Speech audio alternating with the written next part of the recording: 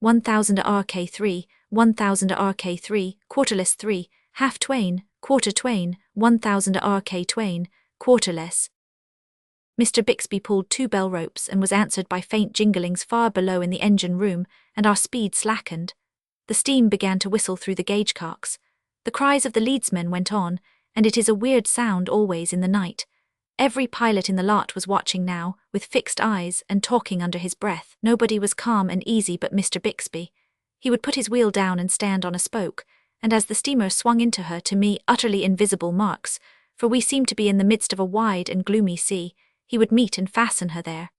Out of the murmur of half-audible talk, one caught a coherent sentence now and then, such as, "There, she's over the first reef all right." After a pause, another subdued voice, "Her stern's coming down just exactly right, by George. Now she's in the marks, over she goes." Somebody else muttered, "Oh, it was done beautiful, beautiful." Now the engines were stopped altogether and we drifted with the current. Not that I could see the boat drift, for I could not, the stars being all gone by this time. This drifting was the dismayless work, it held one's heart still. Presently I discovered a blacker gloom than that which surrounded us. It was the head of the island, we were closing right down upon it. We entered its deeper shadow, and so imminent seemed the peril that I was likely to suffocate, and I had the strongest impulse to do something, anything, to save the vessel. But still Mr. Bixby stood by his wheel, silent, intent as a cat, and all the pilots stood shoulder to shoulder at his back. "She'll not make it," somebody whispered. The water grew shoaler and shoaler by the leadsman's cries, till it was down to 8.5 EIGHT feet, EIGHT feet, 7 and. Mr. Bixby said warningly, through his speaking tube to the engineer, "Stand by now." "Aye, sir." 7.5, 7 feet 6 and. We touched bottom. Instantly Mr. Bixby set a lot of bells ringing, shouted through the tube, "Now let her have it, every ounce you've got." Then to his partner, "Put her hard down, snatch her, snatch her." The boat rasped and ground her way through the sand, hung upon the apex of disaster a single tremendous instant, and then over she went. And such a shout as went up at Mr. Bixby's back never loosened the roof of a pilot house before. There was no more trouble after that. Mr. Bixby was a hero that night, and it was some little time, too, before his exploit ceased to be talked about by river men. Fully to realize the marvelous precision required in laying the great steamer in her marks in that murky waste of water, one should know that not only must she pick her intricate way through snags and blind reefs, and then shave the head of the island so closely as to brush the overhanging foliage with her stern, but at one place she must pass almost within arm's reach of a sunken and invisible wreck that would snatch the hull timbers from under her if she should strike it, and destroy $250,000 worth of steamboat and cargo in 5 minutes, and maybe 150 human lives into the bargain. The last remark I heard that night was a compliment to Mr. Bixby, uttered in soliloquy and with unction by one of our guests. He said, "By the shadow of death, but he's a lightning pilot." Chapter 8. Perplexing Lessons. At the end of what seemed a tedious while, I had managed to pack my head full of islands, towns, bars, points, and bends, and a curiously inanimate mass of lumber it was too. However, inasmuch as I could shut my eyes and reel off a good long string of these names, without leaving out more than 10 miles of river in every 50, I began to feel that I could take a boat down to New Orleans if I could make her skip those little gaps. But of course my complacency could hardly get start enough to lift my nose a trifle into the air, before Mr. Bixby would think of something to fetch it down again. One day he turned on me suddenly with this settler. "What is the shape of Walnut Bend?" He might as well have asked me my grandmother's opinion of protoplasm. I reflected respectfully, and then said I didn't know it had any particular shape. My gunpowdery chief went off with a bang, of course, and then went on loading and firing until he was out of adjectives. I had learned long ago that he only carried just so many rounds of ammunition, and was sure to subside into a very placable and even remorseful old smoothbore as soon as they were all gone. That word old is merely affectionate. He was not more than 34. I waited. By and by he said, "My boy, you've got to know the shape of the river perfectly. It is all there is left to steer by on a very dark night. Everything else is blotted out and gone. But mind you, it hasn't the same shape in the night that it has in the daytime." How on earth am I ever going to learn it then? How do you follow a hall at home in the dark? Because you know the shape of it, you can't see it. Do you mean to say that I've got to know all the million trifling variations of shape in the banks of this interminable river, as well as I know the shape of the front hall at home? On my honor, you've got to know them better than any man ever did know the shapes of the halls in his own house. I wish I was dead. Now I don't want to discourage you, but... Well, pile it on me, I might as well have it now as another time. You see, this has got to be learned.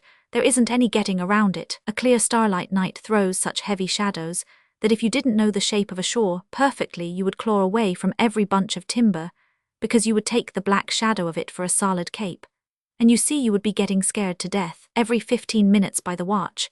You would be 50 yards from shore all the time when you ought to be within 50 feet of it. You can't see a snag in one of those shadows, but you know exactly where it is, and the shape of the river tells you when you are coming to it. Then there's your pitch-dark night. The river is a very different shape on a pitch-dark night from what it is on a starlight night.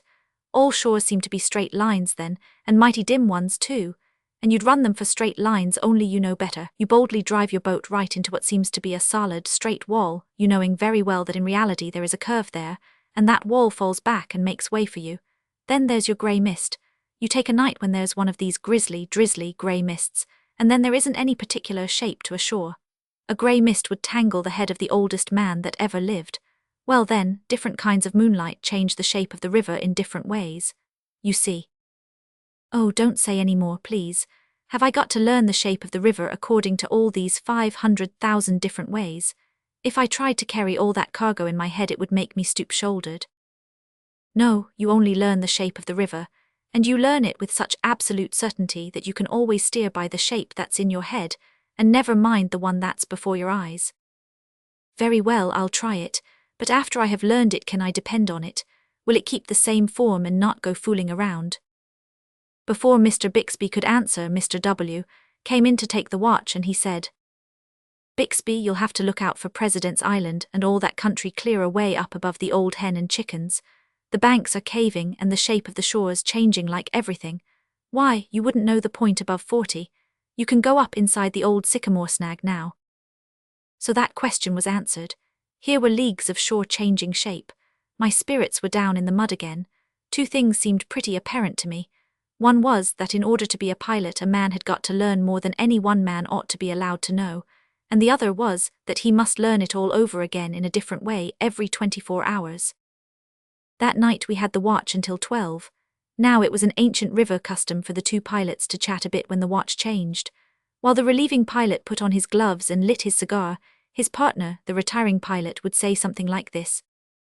I judge the upper bar is making down a little at Hale's Point. Had Quarter Twain with the lower lead and Mark Twain with the other. Yes, I thought it was making down a little last trip. Meet any boats? Met one abreast the head of 21, but she was away over hugging the bar, and I couldn't make her out entirely. I took her for the sunny south, hadn't any skylights forward of the chimneys.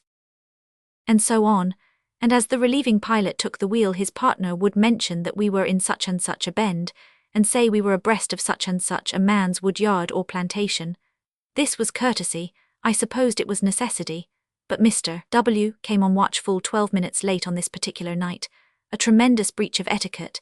In fact, it is the unpardonable sin among pilots. So Mr. Bixby gave him no greeting whatever, but simply surrendered the wheel and marched out of the pilot-house without a word. I was appalled. It was a villainous night for blackness. We were in a particularly wide and blind part of the river, where there was no shape or substance to anything, and it seemed incredible that Mr. Bixby should have left that poor fellow to kill the boat trying to find out where he was, but I resolved that I would stand by him anyway. He should find that he was not wholly friendless, so I stood around and waited to be asked where we were, but Mr. W. plunged on serenely through the solid firmament of black cats that stood for an atmosphere, and never opened his mouth. Here is a proud devil, thought I. Here is a limb of Satan that would rather send us all to destruction than put himself under obligations to me, because I am not yet one of the salt of the earth, and privileged to snub captains, and lord it over everything dead and alive in a steamboat. I presently climbed up on the bench. I did not think it was safe to go to sleep while this lunatic was on watch. However, I must have gone to sleep in the course of time, because the next thing I was aware of was the fact that day was breaking, Mr. W. gone and Mr. Bixby at the wheel again. So it was 4 o'clock and all well, but me, I felt like a skinful of dry bones and all of them trying to ache at once. Mr. Bixby asked me what I had stayed up there for. I confessed that it was to do Mr. W. a benevolence, tell him where he was. It took 5 minutes for the entire preposterousness of the thing to filter into Mr. Bixby's system, and then I judge it filled him nearly up to the chin, because he paid me a compliment and not much of a one either. He said, "Well, taking you by and large, you do seem to be more different kinds of an ass than any creature I ever saw before. What did you suppose he wanted to know for?" I said I thought it might be a convenience to him. Convenience 500 nation. Didn't I tell you that a man's got to know the river in the night the same as he'd know his own front hall? Well, I can follow the front hall in the dark if I know it is the front hall, but suppose you set me down in the middle of it in the dark and not tell me which hall it is. How am I to know? Well, you've got to on the river. All right, then I'm glad I never said anything to Mr. W. I should say so. Why, he'd have slammed you through the window and utterly ruined $100 worth of window sash and stuff. I was glad this damage had been saved, for it would have made me unpopular with the owners.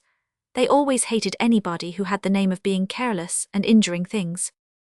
I went to work now to learn the shape of the river, and of all the eluding and ungraspable objects that ever I tried to get mind or hands on, that was the chief. I would fasten my eyes upon a sharp wooded point that projected far into the river some miles ahead of me, and go to laboriously photographing its shape upon my brain. And just as I was beginning to succeed to my satisfaction, we would draw up toward it, and the exasperating thing would begin to melt away and fold back into the bank. If there had been a conspicuous dead tree standing upon the very point of the cape, I would find that tree inconspicuously merged into the general forest, and occupying the middle of a straight shore. When I got abreast of it, no prominent hill would stick to its shape long enough for me to make up my mind what its form really was, but it was as dissolving and changeful as if it had been a mountain of butter in the hottest corner of the tropics. Nothing ever had the same shape when I was coming downstream that it had borne when I went up. I mentioned these little difficulties to Mr. Bixby. He said, "That's the very main virtue of the thing. If the shapes didn't change every 3 seconds, they wouldn't be of any use. Take this place where we are now, for instance. As long as that hill over yonder is only one hill, I can boom right along the way I'm going. But the moment it splits at the top and forms a 5, I know I've got to scratch to starboard in a hurry, or I'll bang this boat's brains out against a rock. And then the moment one of the prongs of the 5 swings behind the other, I've got to waltz to larboard again, or I'll have a misunderstanding with a snag that would snatch the kelson out of this steamboat, as neatly as if it were a sliver in your hand. If that hill didn't change its shape on bad nights, there would be an awful steamboat graveyard around here inside of a year." It was plain that I had got to learn the shape of the river in all the different ways that could be thought of, upside down, wrong end first, inside out, fore and aft, and thoughtships, and then know what to do on grey nights when it hadn't any shape at all. So I set about it. In the course of time I began to get the best of this knotty lesson, and my self-complacency moved to the front once more. Mr. Bixby was all fixed, and ready to start it to the rear again. He opened on me after this fashion. "How much water did we have in the middle crossing at hole in the wall, trip before last?" I considered this an outrage. I said, "Every trip down and up, the leadsmen are singing through that tangled place for 3/4 of an hour on a stretch. How do you reckon I can remember such a mess as that?" "My boy, you've got to remember it. You've got to remember the exact spot, and the exact marks the boat lay in when we had the shoalest water, in every one of the 500 shoal places between St. Louis and New Orleans. And you mustn't get the shoal soundings and marks of one trip mixed up with the shoal soundings and marks of another either, for they're not often twice alike. You must keep them separate." When I came to myself again, I said, "When I get so that I can do that, I'll be able to raise the dead, and then I won't have to pilot a steamboat to make a living. I want to retire from this business. I want a slush bucket and a brush. I'm only fit for a roustabout. I haven't got brains enough to be a pilot, and if I had I wouldn't have strength enough to carry them around unless I went on crutches. Now drop that. When I say I'll learn a man the river, I mean it, and you can depend on it I'll learn him or kill him." Chapter 9. Continued perplexities. There was no use in arguing with a person like this. I promptly put such a strain on my memory that by and by even the shoal water and the countless crossing marks began to stay with me. But the result was just the same. I never could more than get one naughty thing learned before another presented itself. Now I had often seen pilots gazing at the water and pretending to read it as if it were a book, but it was a book that told me nothing. A time came at last, however, when Mr. Bixby seemed to think me far enough advanced to bear a lesson on water reading. So he began. Do you see that long slanting line on the face of the water? Now that's a reef. Moreover, it's a bluff reef. There is a solid sandbar under it that is nearly as straight up and down as the side of a house. There is plenty of water close up to it, but mighty little on top of it. If you were to hit it, you would knock the boat's brains out. Do you see where the line fringes out at the upper end and begins to fade away? Yes, sir. Well, that is a low place, that is the head of the reef. You can climb over there and not hurt anything. Cross over now and follow along close under the reef, easy water there, not much current. I followed the reef along till I approached the fringed end. Then Mr. Bixby said, Now get ready, wait till I give the word. She won't want to mount the reef, a boat hates shoal water. Stand by, wait, keep her well in hand. Now cramp her down, snatch her, snatch her. He seized the other side of the wheel and helped to spin it around until it was hard down, and then we held it so. The boat resisted and refused to answer for a while, and next she came surging to starboard, mounted the reef, and sent a long, angry ridge of water foaming away from her bows. Now watch her like a cat, or she'll get away from you. When she fights strong and the tiller slips a little, in a jerky, greasy sort of way, let up on her a trifle. It is the way she tells you at night that the water is too shoal, but keep edging her up, little by little, toward the point. You are well up on the bar now. There is a bar under every point, because the water that comes down around it forms an eddy and allows the sediment to sink. Do you see those fine lines on the face of the water that branch out like the ribs of a fan? Well, those are little reefs. You want to just miss the ends of them but run them pretty close. Now look out, don't you crowd that slick, greasy-looking place. There ain't 9 feet there, she won't stand it. She begins to smell it, look sharp, I tell you. Oh blazes, there you go, stop the starboard wheel. Quick, ship up to back, set her back. The engine bells jingled and the engines answered promptly, shooting white columns of steam far aloft out of the scape pipes. But it was too late. The boat had smelt the bar in good earnest. The foamy ridges that radiated from her bows suddenly disappeared. A great dead swell came rolling forward and swept ahead of her. She careened far over to larboard and went tearing away toward the other shore as if she were about scared to death.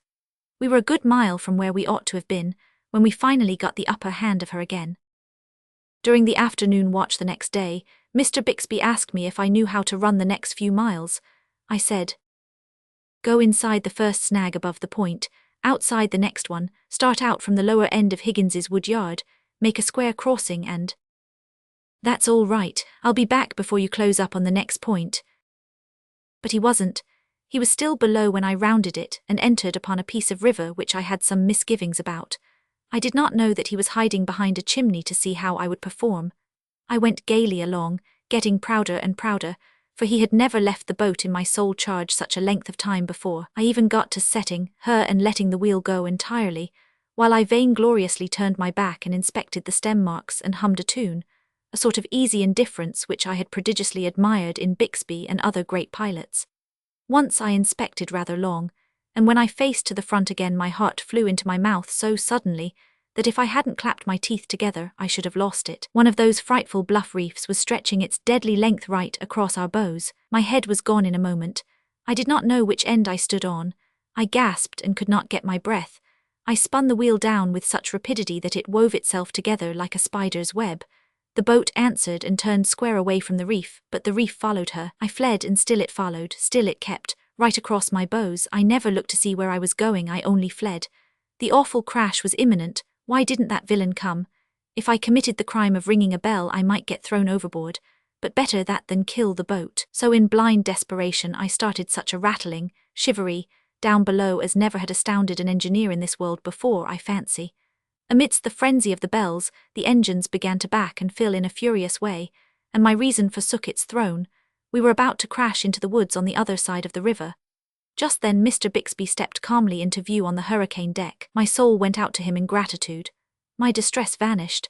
I would have felt safe on the brink of Niagara, with Mr. Bixby on the hurricane deck. He blandly and sweetly took his toothpick out of his mouth between his fingers, as if it were a cigar. We were just in the act of climbing an overhanging big tree, and the passengers were scudding astern like rats, and lifted up these commands to me ever so gently. Stop the starboard, stop the larboard, set her back on both. The boat hesitated, halted, pressed her nose among the bows a critical instant, then reluctantly began to back away. Stop the larboard, come ahead on it, stop the starboard, come ahead on it, point her for the bar. I sailed away as serenely as a summer's morning. Mr. Bixby came in and said with mock simplicity, "When you have a hail, my boy, you ought to tap the big bell 3 times before you land, so that the engineers can get ready." I blushed under the sarcasm and said I hadn't had any hail. "Ah, then it was for wood, I suppose. The officer of the watch will tell you when he wants to wood up." I went on consuming and said I wasn't after wood. "Indeed, why, what could you want over here in the bend then? Did you ever know of a boat following a bend upstream at this stage of the river?" "No, sir, and I wasn't trying to follow it. I was getting away from a bluff reef." "No, it wasn't a bluff reef. There isn't one within 3 miles of where you were." "But I saw it. It was as bluff as that one yonder." "Just about, run over it." "Do you give it as an order?" "Yes, run over it." "If I don't, I wish I may die." "All right, I am taking the responsibility." I was just as anxious to kill the boat now as I had been to save her before. I impressed my orders upon my memory to be used at the inquest and made a straight break for the reef. As it disappeared under our bows, I held my breath, but we slid over it like oil. Now don't you see the difference? It wasn't anything but a wind reef. The wind does that. So I see, but it is exactly like a bluff reef. How am I ever going to tell them apart? I can't tell you. It is an instinct. By and by you will just naturally know one from the other, but you never will be able to explain why or how you know them apart. It turned out to be true. The Face of the Water in time became a wonderful book, a book that was a dead language to the uneducated passenger, but which told its mind to me without reserve, delivering its most cherished secrets as clearly as if it uttered them with a voice. And it was not a book to be read once and thrown aside, for it had a new story to tell every day. Throughout the long 1,200 miles there was never a page that was void of interest, never one that you could leave unread without loss, never one that you would want to skip, thinking you could find higher enjoyment in some other thing. There never was so wonderful a book written by man, never one whose interest was so absorbing, so unflagging, so sparkingly renewed with every reperusal. The passenger who could not read it was charmed with a peculiar sort of faint dimple on its surface, on the rare occasions when he did not overlook it altogether. But to the pilot that was an italicized passage. Indeed, it was more than that. It was a legend of the largest capitals, with a string of shouting exclamation points at the end of it. For it meant that a wreck or a rock was buried there that could tear the life out of the strongest vessel that ever floated. It is the faintest and simplest expression the water ever makes, and the most hideous to a pilot's eye. In truth, the passenger who could not read this book saw nothing but all manner of pretty pictures in it painted by the sun and shaded by the clouds, whereas to the trained eye these were not pictures at all, but the grimmest and most dead earnest of reading matter. Now when I had mastered the language of this water, and had come to know every trifling feature that bordered the great river as familiarly as I knew the letters of the alphabet, I had made a valuable acquisition. But I had lost something too. I had lost something which could never be restored to me while I lived. All the grace, the beauty, the poetry had gone out of the majestic river. I still keep in mind a certain wonderful sunset which I witnessed when steamboating was new to me. A broad expanse of the river was turned to blood. In the middle distance the red hue brightened into gold, through which a solitary log came floating, black and conspicuous. In one place a long slanting mark lay sparkling upon the water. In another the surface was broken by boiling, tumbling rings that were as many-tinted as an opal. Where the ruddy flush was faintest was a smooth spot that was covered with graceful circles and radiating lines, ever so delicately traced. The shore on our left was densely wooded, and the sombre shadow that fell from this forest was broken in one place by a long, ruffled trail that shone like silver. And high above the forest wall, a clean-stemmed dead tree waved a single leafy bough that glowed like a flame in the unobstructed splendor that was flowing from the sun. There were graceful curves, reflected images, woody heights, soft distances, and over the whole scene far and near, the dissolving lights drifted steadily, enriching it, every passing moment, with new marvels of coloring. I stood like one bewitched. I drank it in a speechless rapture. The world was new to me, and I had never seen anything like this at home. But as I have said, a day came when I began to cease from noting the glories and the charms which the moon and the sun and the twilight wrought upon the river's face. Another day came when I ceased altogether to note them. Then if that sunset scene had been repeated, I should have looked upon it without rapture, and should have commented upon it inwardly after this fashion.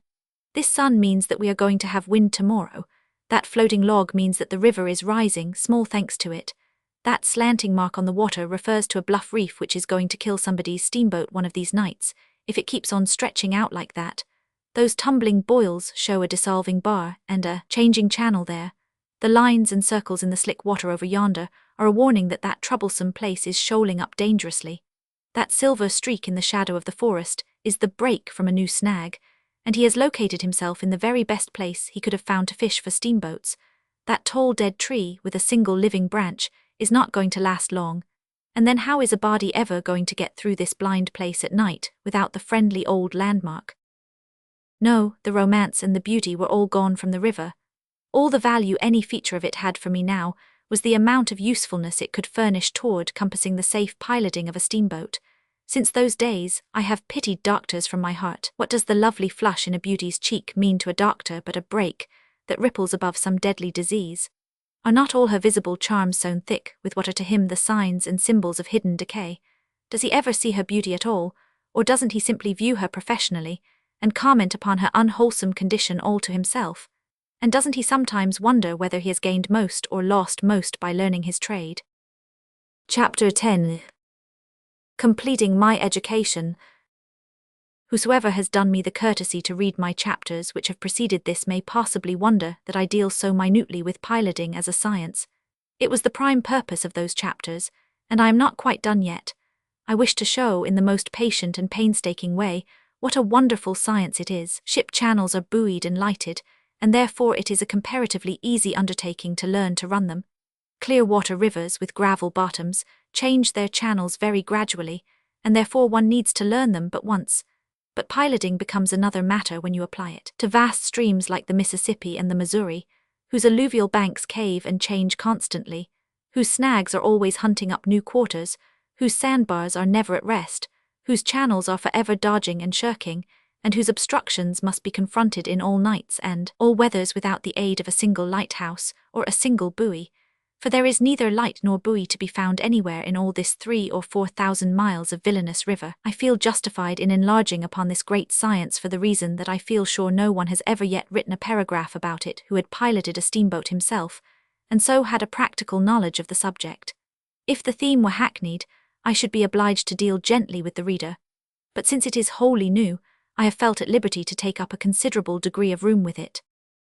When I had learned the name and position of every visible feature of the river, when I had so mastered its shape that I could shut my eyes and trace it from St. Louis to New Orleans, when I had learned to read the face of the water as one would cull the news from the morning paper, and finally when I had trained my dull memory to treasure up an endless array of soundings and crossing marks and keep fast hold of them, I judged that my education was complete, so I got to tilting my cap to the side of my head and wearing a toothpick in my mouth at the wheel. Mr. Bixby had his eye on these airs. One day he said, "What is the height of that bank yonder at Burgess's?" "How can I tell, sir? It is 3/4 of a mile away." "Very poor eye, very poor, take the glass." I took the glass and presently said, "I can't tell. I suppose that bank is about 1.5 feet high." "1.5 feet, that's a 6-foot bank. How high was the bank along here last trip?" "I don't know, I never noticed." "You didn't? Well, you must always do it hereafter." "Why?" "Because you'll have to know a good many things that it tells you. For one thing, it tells you the stage of the river, tells you whether there's more water or less in the river along here than there was last trip." "The leads tell me that. I rather thought I had the advantage of him there." "Yes, but suppose the leads lie. The bank would tell you so, and then you'd stir those leadsmen up a bit. There was a 10-foot bank here last trip, and there is only a 6-foot bank now. What does that signify?" "That the river is 4 feet higher than it was last trip." "Very good. Is the river rising or falling?" "Rising." "No, it ain't." "I guess I am right, sir. Yonder is some driftwood floating down the stream. A rise starts the driftwood, but then it keeps on floating a while after the river is done rising. Now the bank will tell you about this. Wait till you come to a place where it shelves a little. Now here, do you see this narrow belt of fine sediment that was deposited while the water was higher? You see the driftwood begins to strand too. The bank helps in other ways. Do you see that stump on the false point? Aye, sir. Well, the water is just up to the roots of it. You must make a note of that. Why? Because that means that there's 7 feet in the chute of 103. But 103 is a long way up the river yet. That's where the benefit of the bank comes in. There is water enough in 103 now, yet there may not be by the time we get there, but the bank will keep us posted all along. You don't run close chutes on a falling river upstream, and there are precious few of them that you are allowed to run at all downstream. There's a law of the United States against it. The river may be rising by the time we get to 103, and in that case we'll run it. We are drawing, how much? 6 feet aft, 6.5 forward. Well, you do seem to know something. But what I particularly want to know is, if I have got to keep up an everlasting measuring of the banks of this river, 1,200 miles, month in and month out. Of course.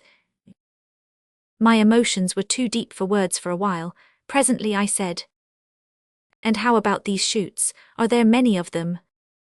I should say so. I fancy we shan't run any of the river this trip as you've ever seen it run before, so to speak. If the river begins to rise again, we'll go up behind bars that you've always seen standing out of the river, high and dry like the roof of a house. We'll cut across low places that you've never noticed at all, right through the middle of bars that cover 300 acres of river. We'll creep through cracks where you've always thought was solid land. We'll dart through the woods and leave 25 miles of river off to one side. We'll see the hindside of every island between New Orleans and Cairo. Then I've got to go to work and learn just as much more river as I already know. Just about twice as much more, as near as you can come at it. Well, one lives to find out. I think I was a fool when I went into this business. Yes, that is true, and you are yet, but you'll not be when you've learned it. Ah, I never can learn it. I will see that you do. By and by I ventured again.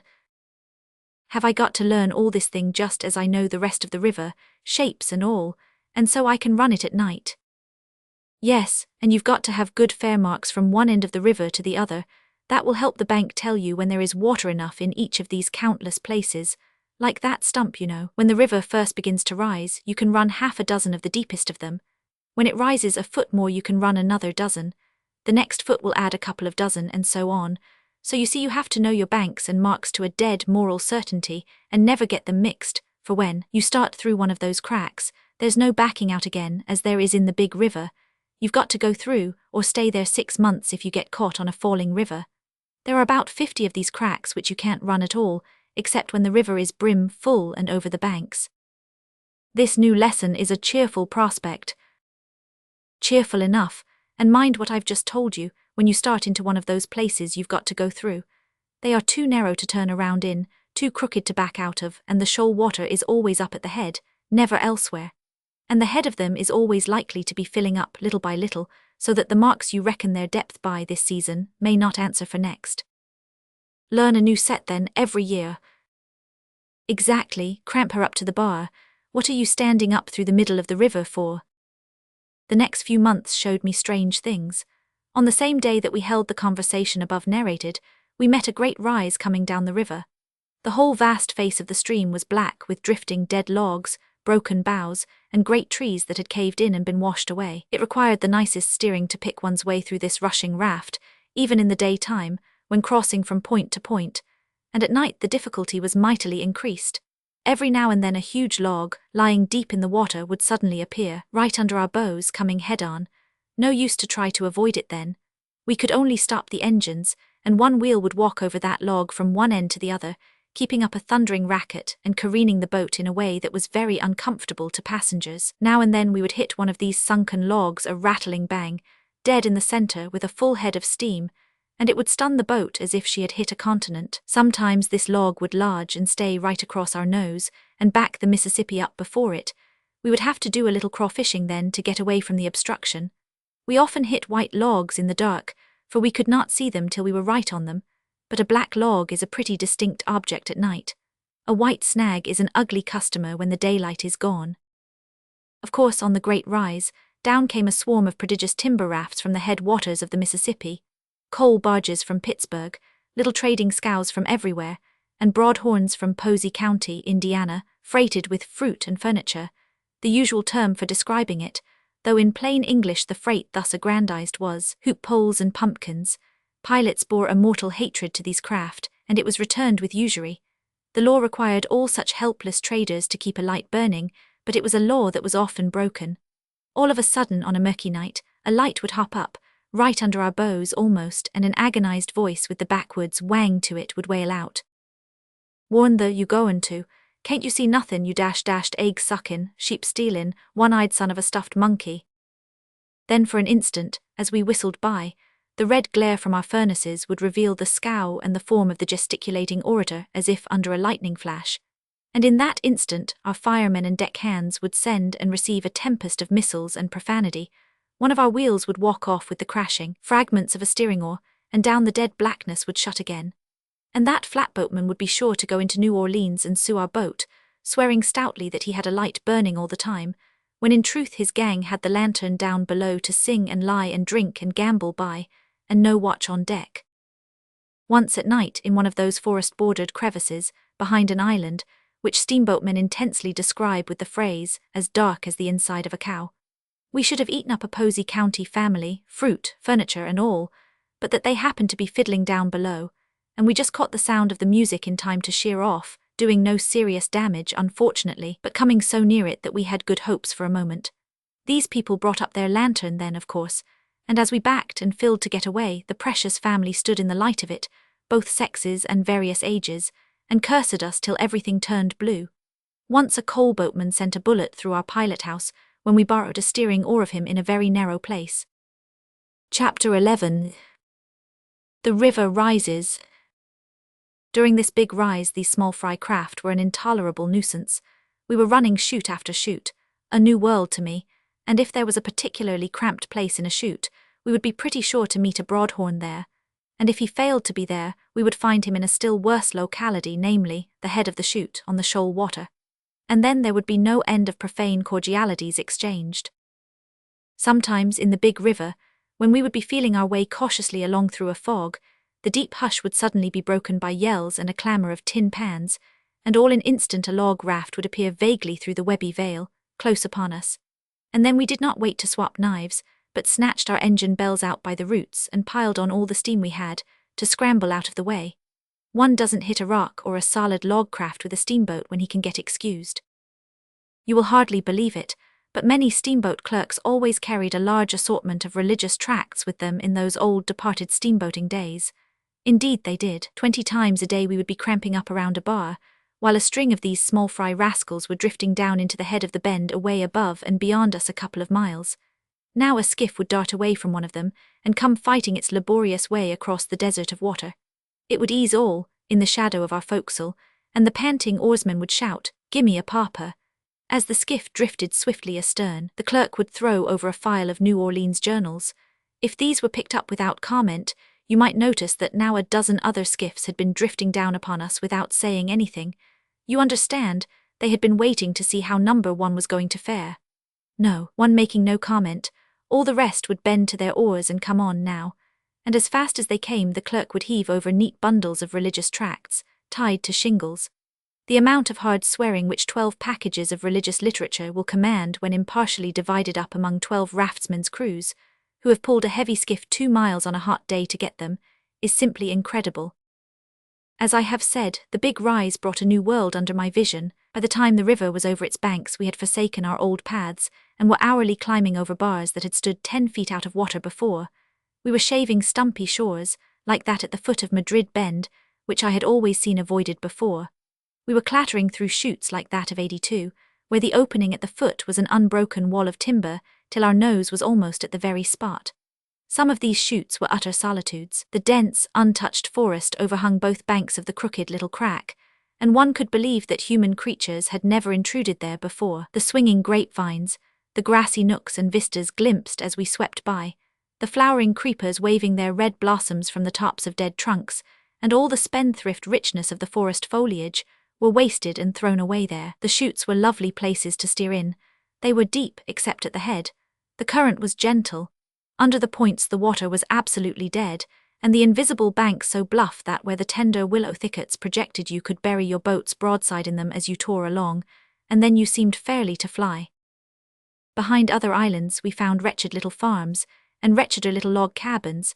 There were crazy rail fences sticking a foot or two above the water, with one or two jeans-clad, chills-racked, yellow-faced male miserables roosting on the top rail, elbows on knees, jaws in hands, grinding tobacco and discharging the result at floating chips through crevices left by lost teeth, while the rest of the family and the few farm animals were huddled together in an empty wood flat riding at her moorings close at hand. In this flatboat the family would have to cook and eat and sleep for a lesser or greater number of days, or possibly weeks, until the river should fall 2 or 3 feet, and let them get back to their log cabin, and their chills again, chills being a merciful provision of an all-wise providence to enable them to take exercise without exertion. And this sort of watery camping out was a thing which these people were rather liable to be treated to a couple of times a year, by the December rise out of the Ohio, and the June rise out of the Mississippi, and yet these were kindly dispensations, for they at least enabled the poor things to rise from the dead now and then, and look upon life when a steamboat went by.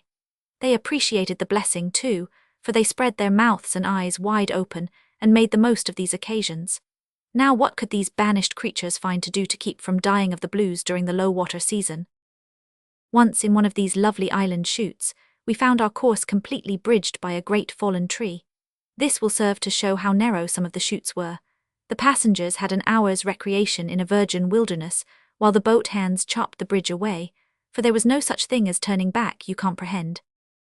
From Cairo to Baton Rouge, when the river is over its banks, you have no particular trouble in the night, for the 1,000-mile wall of dense forest that guards the 2 banks all the way is only gapped with a farm or woodyard opening at intervals, and so you can't get out of the river much easier than you could get out of a fenced lane.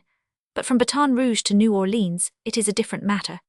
The river is more than a mile wide and very deep, as much as 200 feet in places. Both banks, for a good deal over 100 miles, are shorn of their timber and bordered by continuous sugar plantations, with only here and there a scattering sapling or row of ornamental china trees. The timber is shorn off clear to the rear of the plantations, from 2 to 4 miles. When the first frost threatens to come, the planters snatch off their crops in a hurry. When they have finished grinding the cane, they form the refuse of the stalks, which they call bagasse, into great piles and set fire to them, though in other sugar countries the bagasse is used for fuel in the furnaces of the sugar mills. Now the piles of damp bagasse burn slowly, and smoke like Satan's own kitchen. An embankment 10 or 15 feet high guards both banks of the Mississippi all the way down that lower end of the river, and this embankment is set back from the edge of the shore from 10 to perhaps 100 feet, according to circumstances, say 30 or 40 feet as a general thing. Fill that whole region with an impenetrable gloom of smoke from 100 miles of burning bagasse piles, when the river is over the banks, and turn a steamboat loose along there at midnight, and see how she will feel, and see how you will feel too.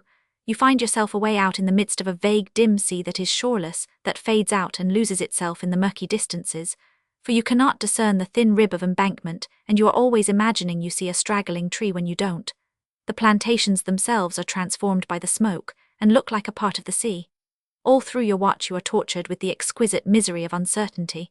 You hope you are keeping in the river, but you do not know. All that you are sure about is that you are likely to be within 6 feet of the bank and destruction, when you think you are a good half-mile from shore, and you are sure also that if you chance suddenly to fetch up against the embankment and topple your chimneys overboard, you will have the small comfort of knowing that it is about what you were expecting to do.